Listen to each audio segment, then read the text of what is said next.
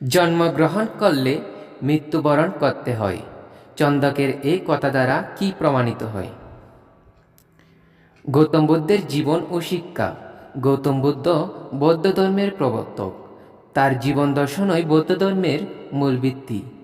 জন্ম থেকে মহাপরিনির্বাণ লাভ পর্যন্ত সুদীর্ঘ ৮০ বছরব্যাপী জীবনে বুদ্ধ নৈতিকতা ও মানবতা বহু বিরল দৃষ্টান্ত রেখেছেন। রাজকুমার হয়েও মানুষের দুঃখ মুক্তির উপায় অনুসন্ধানের জন্য তিনি গৃহত্যাগ করে সন্ন্যাস জীবন গ্রহণ করেন।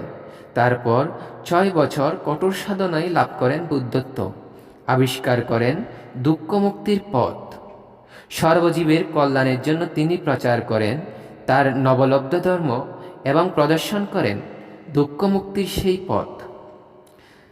তার জীবন ছিল মৈত্রী করুণার রসে সিক্ত।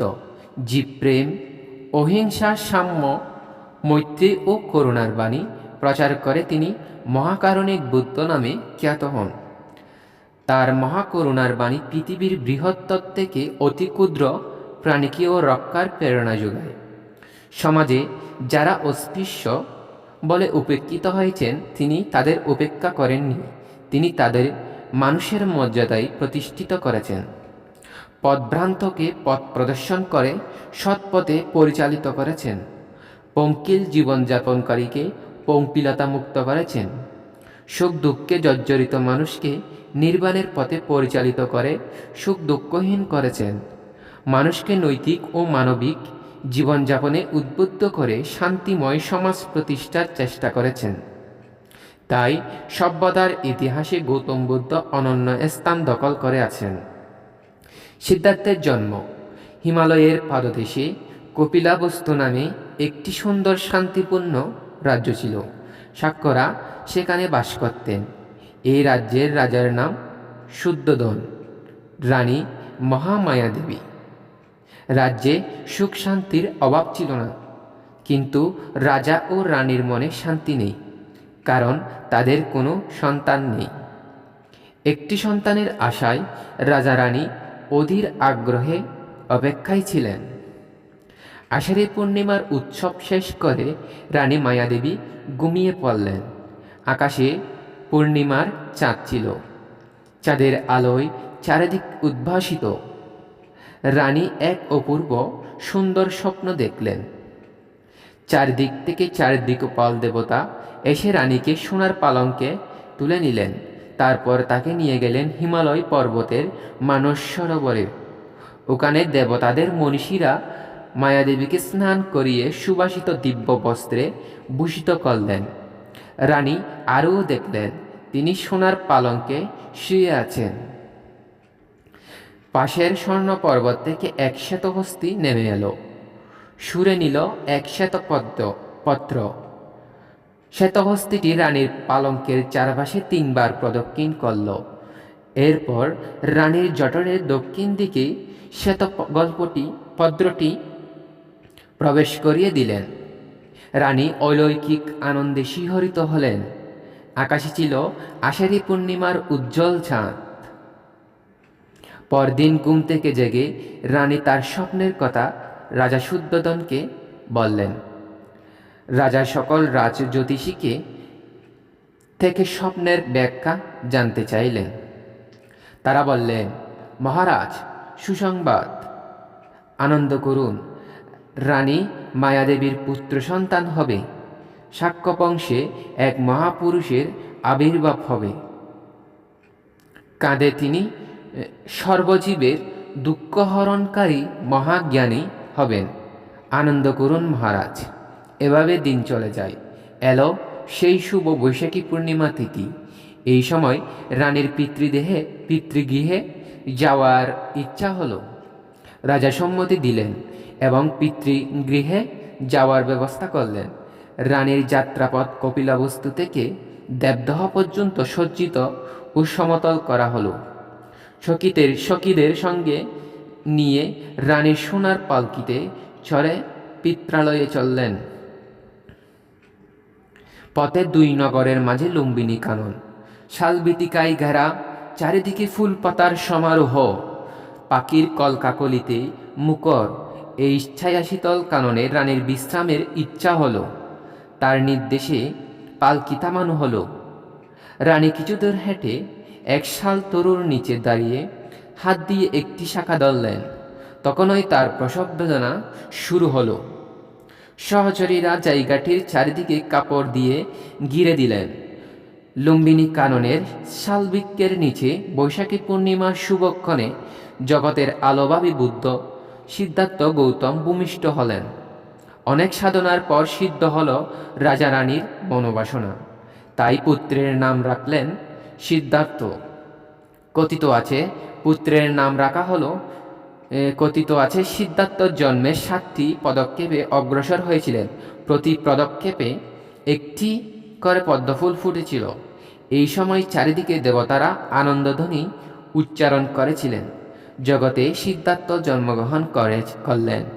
কথিত আছে যে একই দিনে গয়ার বোধিবৃক্ষ ও রাহুল মাতা গোপাদেবী, 4 নিধি কুম্ভ, 4 মঙ্গল হস্তি, অশ্বরাজ কন্তক, সারথী চন্দক ও অমাত্যপুত্র উদয়ু জন্মগ্রহণ করেন। সিদ্ধার্থের জীবনের সাথে এদের বিশেষ সম্পর্ক ছিল। শিশু কুমারকে নিয়ে মহাসমারোহে রানী কপিলাবস্তু ফিরে এলেন। রাজ্যে খুশির বন্যা বয়ে গেল। উৎসবে মেতে উঠল নগরবাসী। কিন্তু এই আনন্দে বিষাদের ছায়া নেমে এলো। রানী মায়াদেবী 7 দিন পরে মারা গেলেন। শিশু সিদ্ধার্থের লালন পালনের ভার নিলেন বিমাতা মহাপ্রজাপতি গৌতমী। তিনি মায়াদেবীর সহোদরা ছিলেন। গৌতমীর দ্বারা লালিত পালিত হন বলে সিদ্ধার্থ গৌতম নামে পরিচিত হলেন। বিশ্বে তিনি গৌতম বুদ্ধ নামেই পরিচিত। সিদ্ধার্থের বাল্যকাল।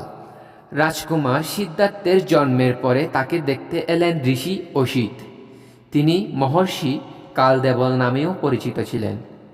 তিনি শিশু রাজকুমারকে দেখে অভিভূত হয়ে প্রথমে উল্লাস প্রকাশ করলেন। একটু পরেই তার 2 চোখ অশ্রুতে ভিজে গেল। মহারাজ উদ্বিগ্ন হয়ে জানতে চাইলেন তার এই অকস্মাৎ আনন্দ ও বিষাদের কারণ কি। ঋষি অসিত বললেন, মহারাজ, এই কুমার মহাজ্ঞানী বুদ্ধ হবেন, জগৎকে দুঃখ মুক্তির পথ প্রদর্শন করবেন। এজন্যে আমি উল্লাসিত। কিন্তু আমি বয়োবৃদ্ধ। বুদ্ধের অমীয় বাণী শোনার সৌভাগ্য আমার হবে না। বহু পূর্বেই আমার মৃত্যু হবে। এজন্যে মন বিষণ্ণতায় ভরে উঠল। বিমাতা গৌতমীর পরিচর্যায় সিদ্ধার্থ পরম যত্নে বড় হতে লাগলেন। প্রশাসক ও মৃগশাবক মরাল ও ময়ূর ছিল তার খেলার সাথী। প্রাসাদ ও উদ্যানের অনুপম পরিবেশে শৈশবের দিনগুলো তার আনন্দেই কাটছিল। রাজা কুমারকে চোখের আড়াল করতে চাইতেন না। একবার নগরে হলকর্ষণ উৎসব হচ্ছে। ওই দিন রাজা, অমাত্যবর্গ ও সম্ভ্রান্তরা নিজের হাতে হাল বা লাঙ্গল চালনা করে সারা বছরের কৃষিকাজের শুভ সূচনা করতেন।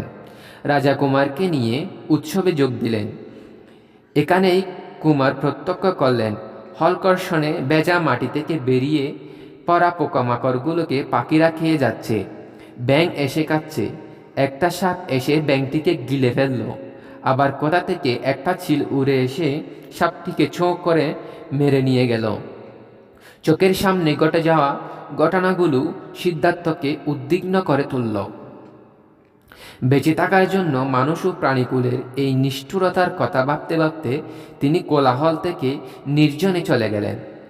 এক বিশাল জম্বুবৃক্ষের ছায়ায় এসে গভীর ধ্যানে নিমগ্ন হলেন। এদিকে হলকর্ষণ উৎসব শেষ। এবার সকলের বাড়ি ফেরার পালা। কিন্তু কুমার কোথায়? চারিদিকে খোঁজার পরে তাকে পাওয়া গেল জম্বুবৃক্ষের ছায়ায় ধ্যানমগ্ন, জ্যোতির্ময় আবায় উদ্ভাসিত কুমারের অবয়ব। রাজা ও অন্যেরা এই দৃশ্য দেখে বিস্ময়ে অভিভূত হয়ে পড়েন। অভাবিত এই ঘটনায় রাজাসহ সকলে বিহ্বল হয়ে পড়েন। রাজা শুদ্ধোধন পুনরায় স্মরণ করলেন ঋষি অসিতের ভবিষ্যৎবাণী। ধ্যানভঙ্গ হলে রাজা পুত্রকে নিয়ে প্রাসাদে ফিরে গেলেন। বড় বড় পণ্ডিতের কাছে তার শিক্ষা জীবন শুরু হলো। ব্রাহ্মণ পুত্র বিশ্বমিত্রের কাছে তার প্রথম বিদ্যাশিক্ষা শুরু হয়। বর্ণ পরিচয়ের প্রারম্ভেই সিদ্ধার্থ তার অতুলনীয় প্রতিভা প্রদর্শন করেন। প্রতিটি বর্ণ উচ্চারণের সাথে সাথে সেই বর্ণ সমন্বিত একটি করে নীতিবাক্য উচ্চারিত করে হল তার মুখ দিয়ে। ক্রমে তিনি নানাবিধ ভাষা, শাস্ত্র ও ৬৪ প্রকার লিপিবিদ্যায় পারদর্শিতা অর্জন করেন। বেদ, পুরাণ, ইতিহাস, যোগ, বৈশেষিক, ন্যায়, গণিত, চিকিৎসাবিদ্যা ইত্যাদি শাস্ত্রও আয়ত্ত করলেন। একই সঙ্গে রাজনীতি, মৃগয়া, অশ্বচালনা, ধনুবিদ্যা, রথচালনা ইত্যাদি ক্ষত্রিয়চ্যুত দক্ষতাও আয়ত্ত করলেন সাফল্যের সঙ্গে। তবে তিনি কিছু ব্যতিক্রম আচরণ দেখালেন। যেমন অশ্বচালনায় জয়লাভ করার পূর্বক্ষণে ঘোড়ার রাশ ছেড়ে দিলেন, প্রতিদ্বন্দ্বী দেবদত্তকে বিজয়ী হওয়ার সুযোগ দিলেন। একবার মৃগয়ায় গিয়ে হাতের কাছে পেয়েও শিকার ছেড়ে দিলেন। এতে সঙ্গীরা বিরক্ত হলেও অসহায় হরিণ শিশুর প্রাণ রক্ষা হওয়ায় তিনি আনন্দিত হলেন। বাল্যকালে সিদ্ধার্থের অনন্য প্রতিভার পরিচয় পাওয়া যায়।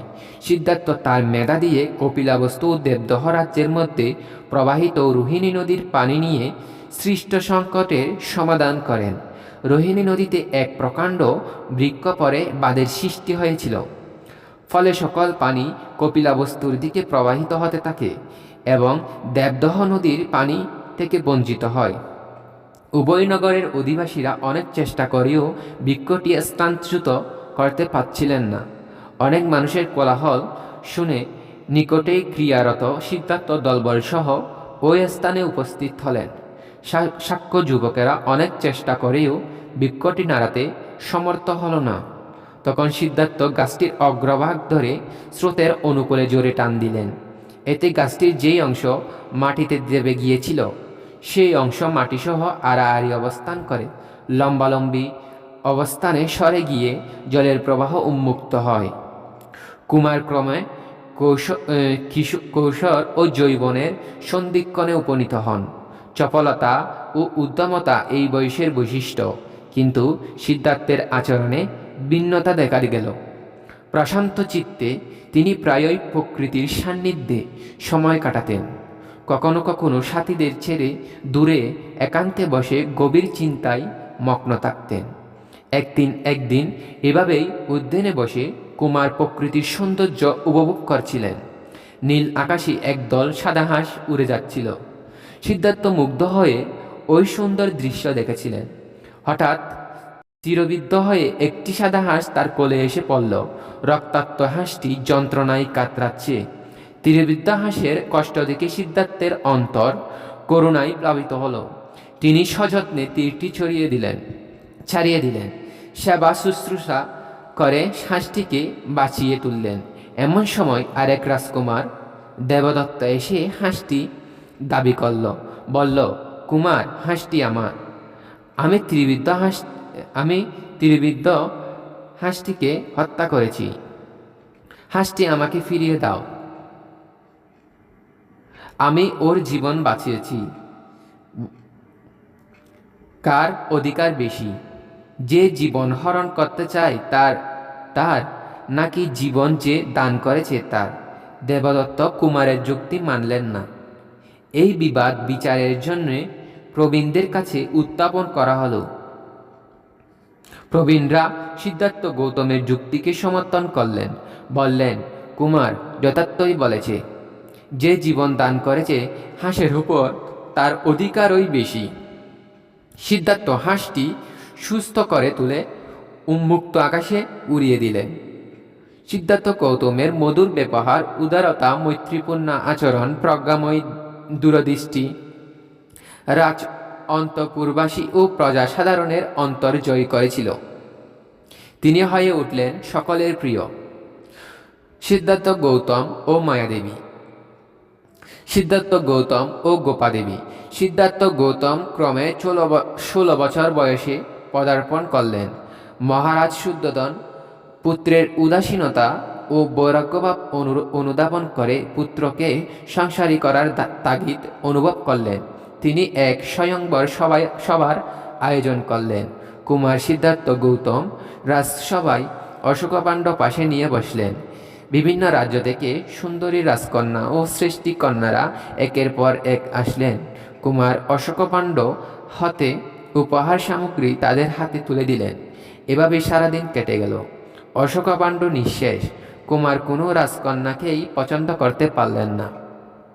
আসন ছেড়ে উঠে যাবেন এমন সময় প্রবেশ করলেন প্রতিবেশী রাজ্য কলীয় গণতন্ত্রের লাবণ্যময়ী রাজকন্যা সুস্মিত বাসিনী যশোধরা গোপা।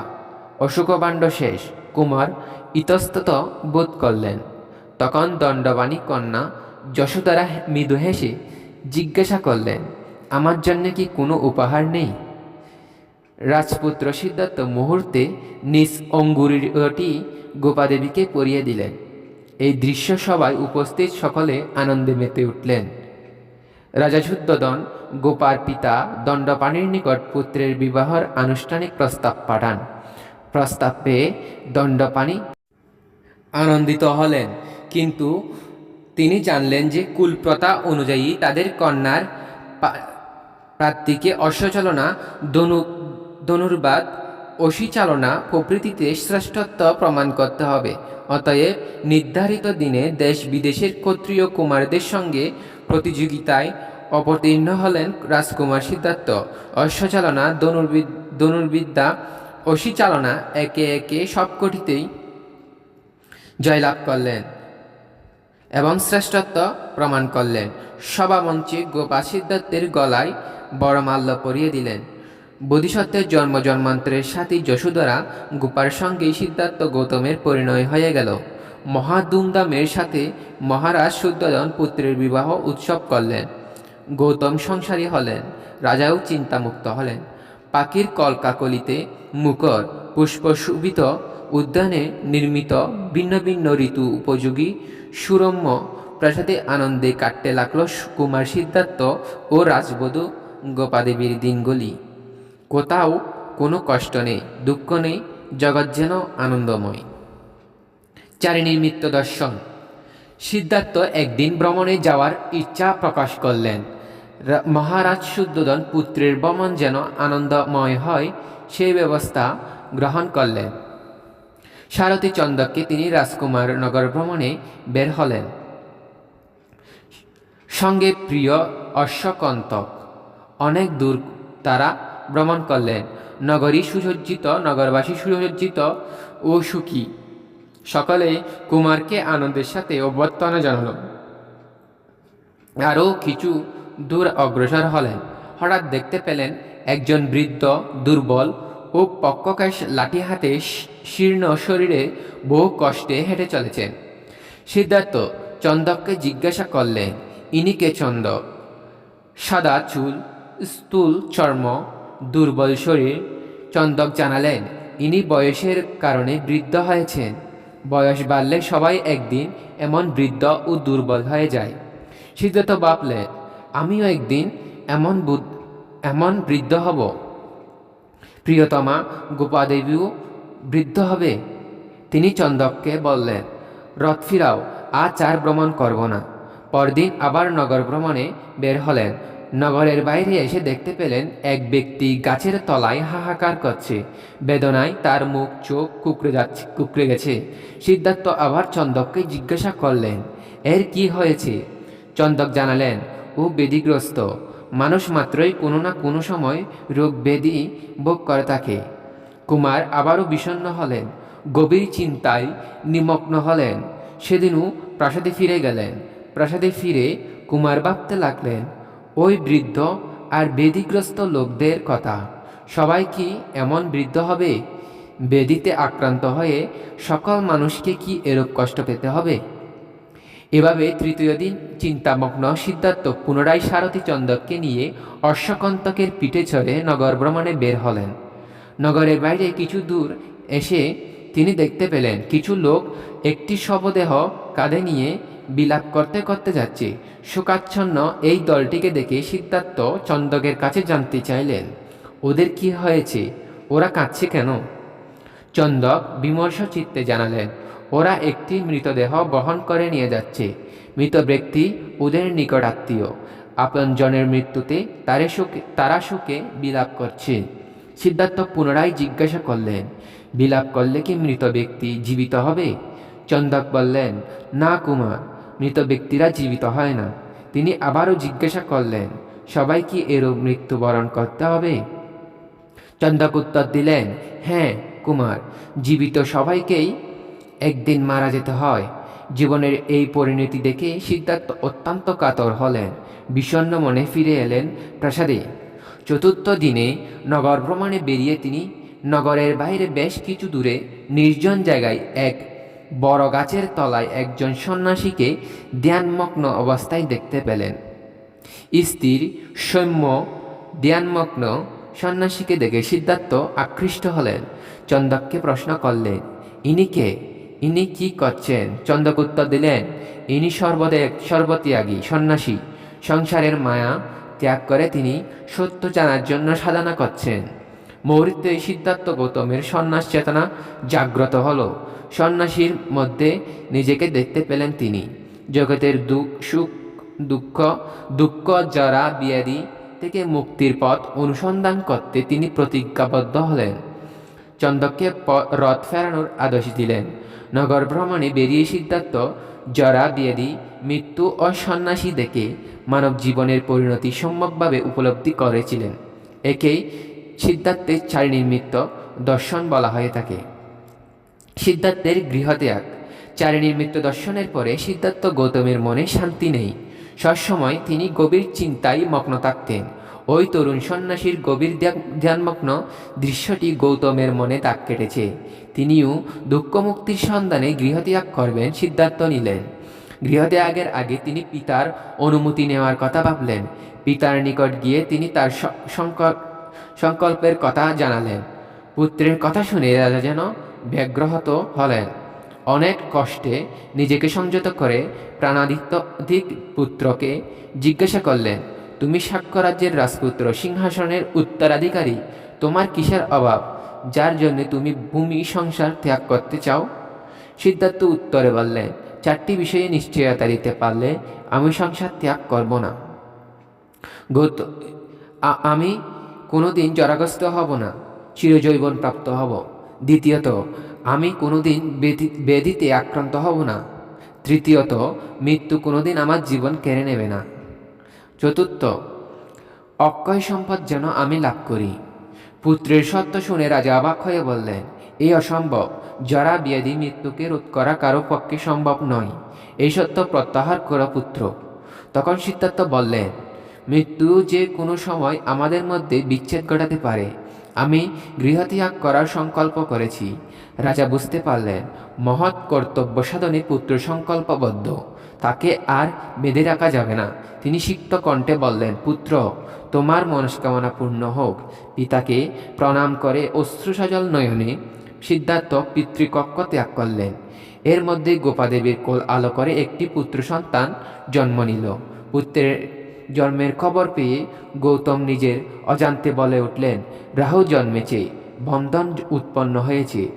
দূতমুখে এই কথা জানতে পেরে রাজা শুদ্ধোদন পুত্রের নাম রাখলেন রাহুল। এদিকে গৌতম সিদ্ধান্ত নিলেন এই বন্ধন ছিন্ন করতে হবে।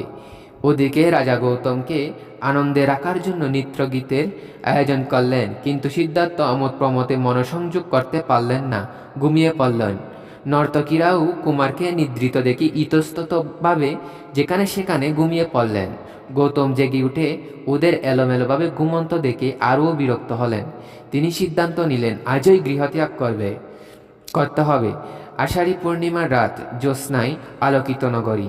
কুমার শেষবারের মতো গোপাদেবীর ঘরে গেলেন। দেখলেন শিশুপুত্র রাহুল মায়ের সঙ্গে ঘুমাচ্ছে। পুত্রের নিষ্পাপ মুখখানা দেখে তিনি একটু মায়া অনুভব করলেন। ভাবলেন একটু আদর করবেন, কিন্তু আদর করতে গেলে গোপা জেগে উঠতে পারেন। নিজেকে নিবৃত্ত করলেন। নিঃশব্দে ঘর থেকে বেরিয়ে এলেন। সারথি চন্দককে ডেকে তুললেন। নির্দেশ দিলেন গোরাকে প্রস্তুত করতে। চন্দক অশ্বরাজ কন্তককে সজ্জিত করে নিয়ে এলেন।